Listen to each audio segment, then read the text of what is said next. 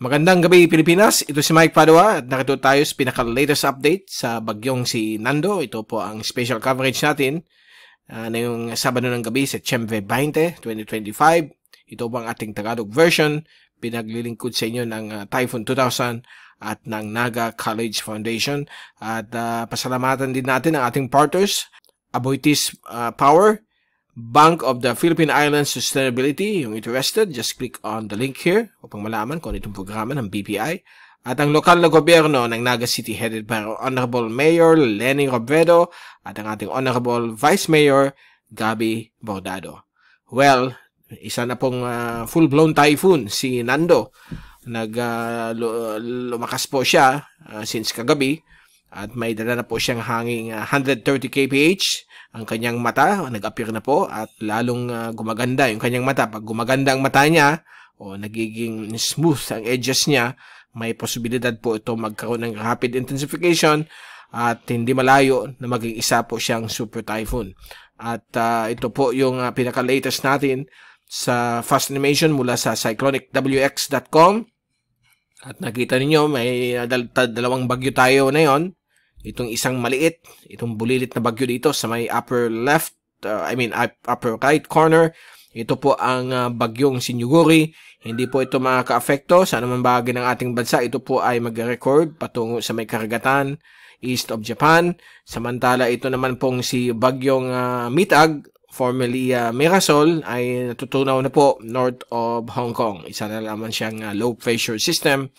At ito na lamang po ang binabantay natin. Isang higanteng bagyo. Umaabot po ng 1,000 kilometers ang diametro ng kanyang ulan. At yung kanyang hangin ay nasa 970 kilometers across yung 55 kph o gale force winds. At nakataas na yun ang signal number 1, wind signal number 1 ng Pag-asa sa may Catanduanes. At ibang parte po ng extreme northern Luzon na kung saan doon papunta ang malakas na bagyong ito. Ang habagat ay nagsisimula na po mag-reorient dito po sa may periphery ng bagyong si Nando at inaasahan po natin simula bukas, linggo hanggang sa Miyerkules ay magkakaroon po tayo ng habagat weather dito po sa kanluran bahagi po ng ating bansa. Magiging mas maulan po sa linggo ng gabi hanggang Martes o September 21 to 23. Lalo-lalo po sa may Metro Manila, Mimaropa, Western Visayas at Western sections ng Northern at Central Luzon dahil sa pag-ibayo nitong bagyong ito. Ang worst effect ng bagyo ay mafe-feel po dito sa may bahagi po ng Hilagang Luzon, lalo na po sa may Cagayan Valley, Cordillera Administrative Region at Ilocos Region. So may mga malalakas na ulan po dyan at malakas na hangin na pwedeng lumampas po ng 75 to 100 kph. While dito po sa may bahagi ng extreme northern Luzon, mas malala po ang condition nila. So ito po yung zoom in satellite animation mula sa Cyclonic WX IR image. At nakita po ninyo itong eye niya ay talagang nagsimula na pong mag-form.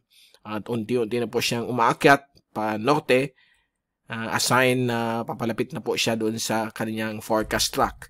At ito po yung mga stray thunderstorm clouds sa periphery niya.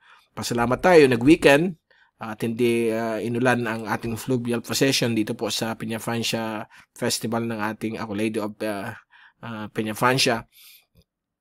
At nakarating naman safely sa kanyang home church, yung Basilica Minore, ang ating mahal na ina, Our Lady of Peñafrancia. So, yan po ang situation na yon. At ito yung water vapor loop. Makita nyo yung malalakas na ulan, nandito lang, malapit sa kanyang eye. At meron dito sa may eastern quadrant niya. At may mga kumpul-kumpul dito sa may east of Catanduanes. Kaya nasa signal number 1 dahil po malapit po siya sa periphery ng sirkulasyon ng bagyong ito. Ito po yung ating lightning strike loop mula sa windy.com. Yan po. Lalakas po yung mga thunderstorms dito. Mostly cloud to cloud po ito. Mga thunderstorms na may lightning, cloud to cloud.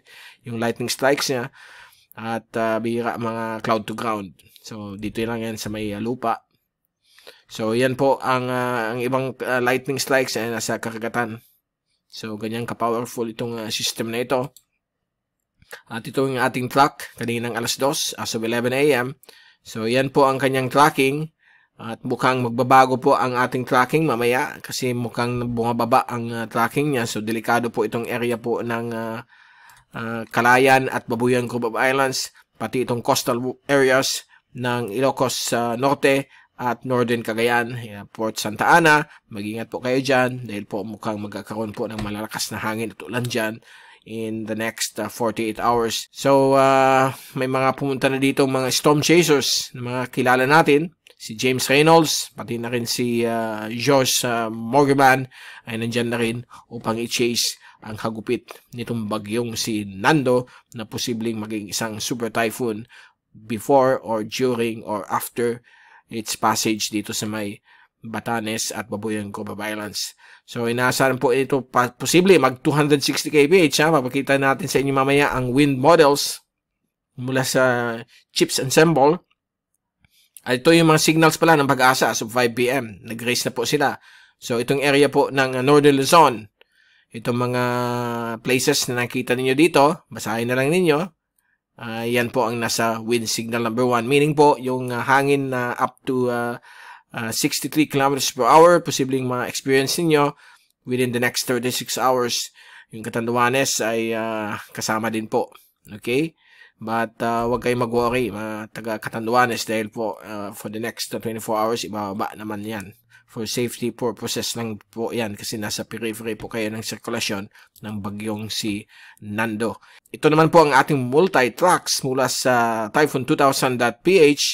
So based sa forecast nito, for the next 48 hours, nasa may Batanes Group at Babuyan Group of Islands na itong bagyong ito.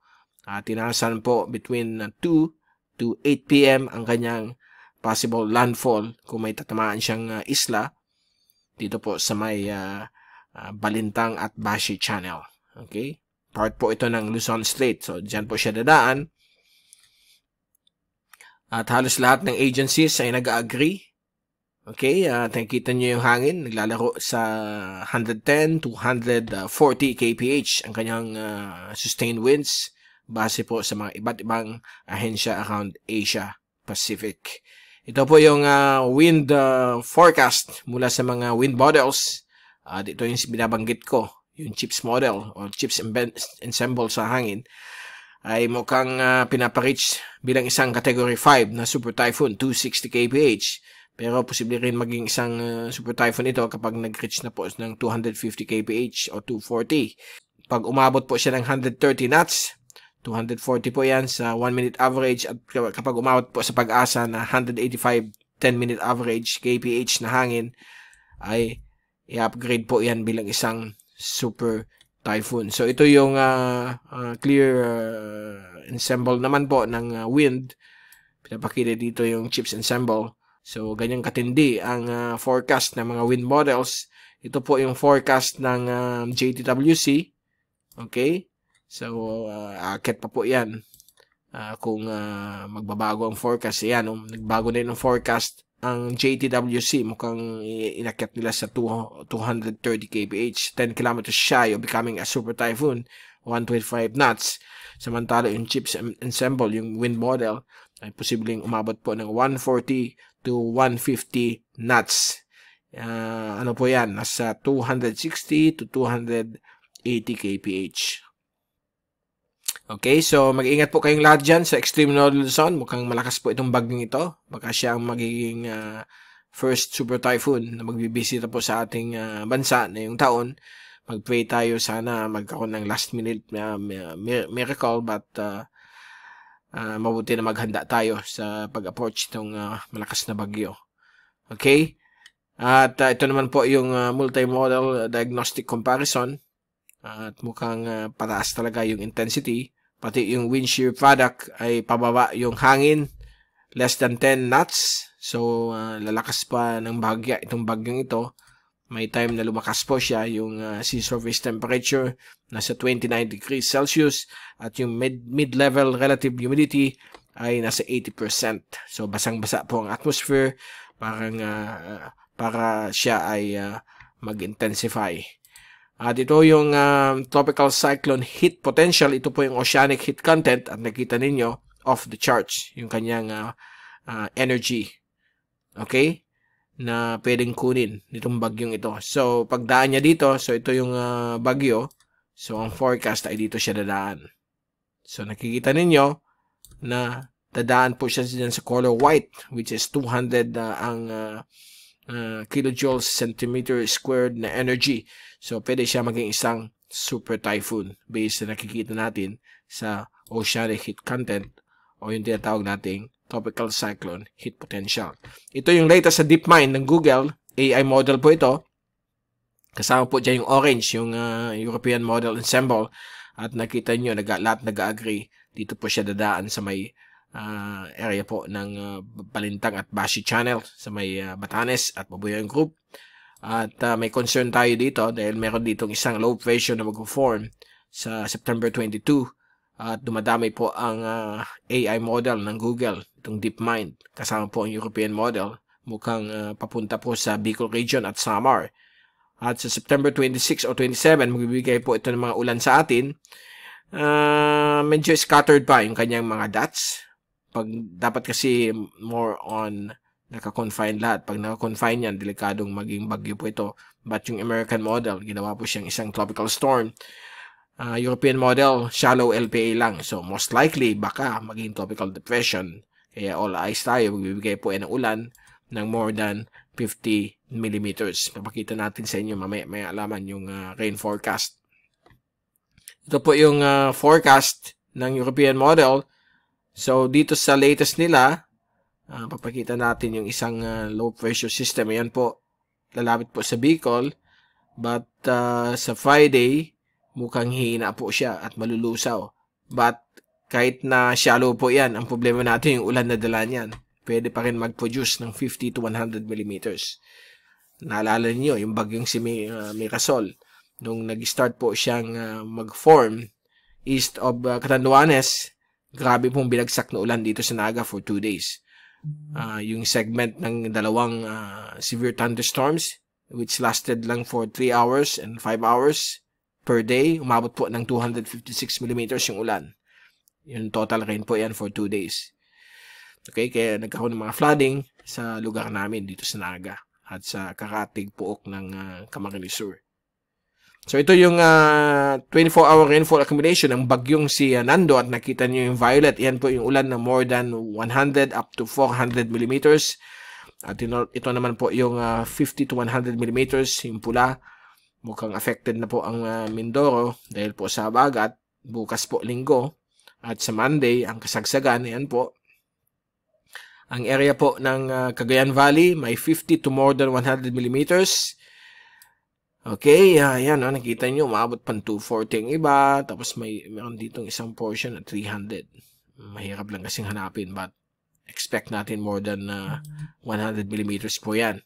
So, ang Cordillera Administrative Region, Ilocos Region, affected po pati ang bagyo. So, mag-ingat po sa mga landslides at mga pagbabaha dito sa mga areas na ito.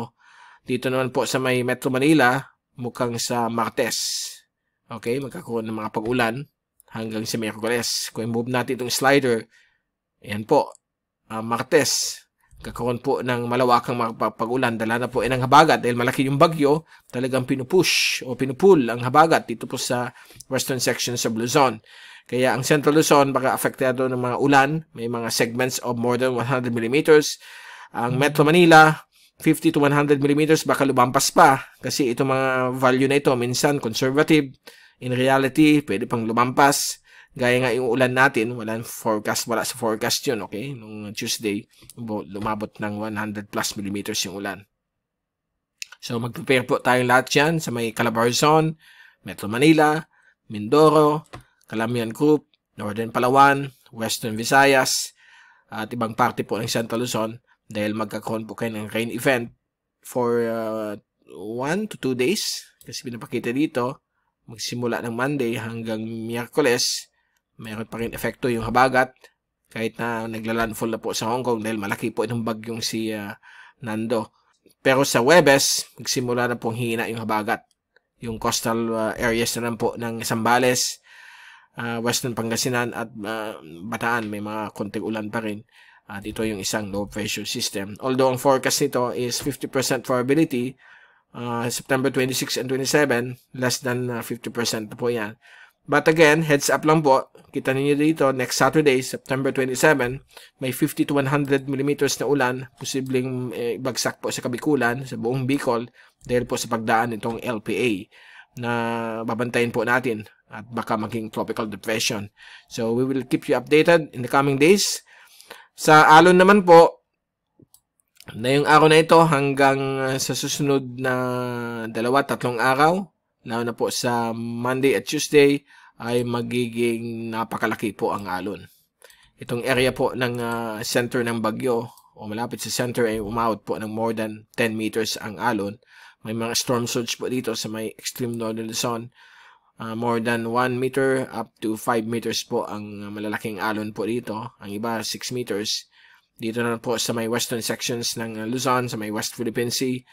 More than 1 meter up to 3 meters din ang mga alon. At dito rin po sa may East Philippine Sea ay up to more than 3 meters din. Dito sa may central waters ng ating kapuluan, may mga inaasahan rin tayo up to 2 meters na malalaking alon dahil po sa habagat at mga squalls na posibleng rin magkaroon ng mga rogue waves. So mag-iingat po tayong lahat. Huwag muna pong pumulaot. Lalo po sa mga maliliit na sakyang pangdagat ng ating mga mangingisda. Dito rin po sa western sections ng Philippine Sea, sa West Philippine Sea, ay may mga alon po na pwedeng lumampas po ng 3 meters mula sa western sections ng Luzon hanggang sa may Mimaropa, sa may West Philippine Sea, Kalayaan Island Group, hanggang sa September 24, 25. So, bubuti po ang alon pagdating ng Friday, September 26, pero meron naman po isang system dito. Kaya yung alon sa buong bahagi po ng ating karagatan ay mula 1 hanggang 2 metro. So, medyo maalon talaga po. So, mapanganib po sa pag-travel at magkaroon ng fishing activity. So, bawal muna po magpalaot o pumalaot. So, yan muna po ang pinaka-latest natin sa bagyong si Ragasa. Okay? With local name Nando. At babalik ulit tayo bukas, another special coverage ng bagyong ito. Mag-pray tayo. Sana hindi na po mag-rapid intensification. Kagaya ng sinabi ko, sobrang init po ang oceanic heat content. So, ang importante, maghanda tayo. Mag-prepare na po habang papalapit po ang bagyong ito. May posibilidad mag-signal number 5 sa may Batanes, Babuing Cubao Islands at Northern Cagayan at northern part ng Ilocos Norte. Dahil po, posible maging super typhoon. Mataas din. Ito ang sigurado, baka signal number 3 o 4 ang mafe-feel na epekto ng bagyong ito o wind signal na itataas ng pag-asa. So, mag-ingat po tayong lahat. At kita-kita ulit tayo bukas. Ito si Mike Padua. Let's all pray na sana malampasan natin ang epekto nitong bagyong ito. Maraming salamat sa pagpanood ng ating video. At God bless po sa inyo lahat.